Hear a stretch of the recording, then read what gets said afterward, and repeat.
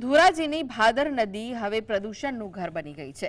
ખેડૂતો માટે આ નદી આશીર્વાદના બદલે અભિશાપ બની ગઈ છે। તંત્રની મીઠી નજર હેઠળ ભાદરમાં 24 કલાક કેમિકલવાળું પાણી ભળી રહ્યું છે, જેનાથી ખેડૂતોના પાક અને લોકોના સ્વાસ્થ્યને નુકસાન થઈ રહ્યું છે।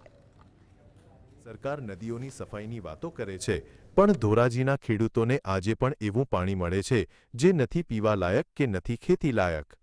ધોરાજી અને જામકંડોરણા વચ્ચે આવેલા વેગડી પુલ નીચેથી વહેતી ભાદર નદી સંપૂર્ણપણે પ્રદૂષિત થઈ ચૂકી છે, પરંતુ મજબૂરીમાં આ પાણીનો ઉપયોગ ખેડૂતો સિંચાઈ માટે કરી રહ્યા છે।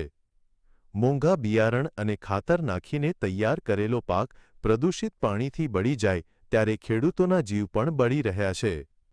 પાણી કેમિકલ વાળું પાણી આવે તો નડવાનું છે અમને। ક્યાં પાકોને નુકસાન? બધાય કોઈ પણ પાકને નડે, બધાય પાકને નડે। કેમિકલ વાળું પીવામાં નડે, ખાલી હાથ પગ ધોઈ ઢોર પીવે તો ઢોરને રોગ થાય, ચામડીના રોગ છે, બીજા ઘણા બધી ઇફેક્ટ થાય ને આમાં। તો કેમિકલ યુક્ત પાણી આવે છે કે શું આવે છે? આમ સવારની અંદર નદી કાંઠા ઉપર નીકળી તો ગંધ એવી દુર્ગંધ મારે કે આમ નીકળવાનું મન ન થાય। કેવા ખેતરમાં અને ખેતરની અંદર આ પિત્ત કરે તો પિત્તની અંદર આમ ધોળા છેવર વળી જાય એવું હોય ને, પાણીની અંદર પાય પિયત કરે તો આમાં ખેતરની અંદર સેવર વળી જાય એવું થઈ જાય, હાવ પીળું, હાવ લીલવણી। પાકમાં કેવી નુકસાની આવે? પાકમાં કેમિકલ યુક્ત આવે તો પાકમાં નુકસાની આવવાની જ છે ને। કેમિકલ માફિયાઓના પાપે નદીનું પાણી ઝેરી થઈ ચૂક્યું છે। જળચર જીવો મરી રહ્યા છે, માણસોને ચામડીના રોગો થઈ રહ્યા છે, પણ અધિકારીઓ અને પ્રદૂષણ માફિયાઓની સાંઠગાંઠ એટલી ઊંચી છે કે કોઈની રજૂઆત જાણી જોઈને સાંભળવામાં નથી આવતી।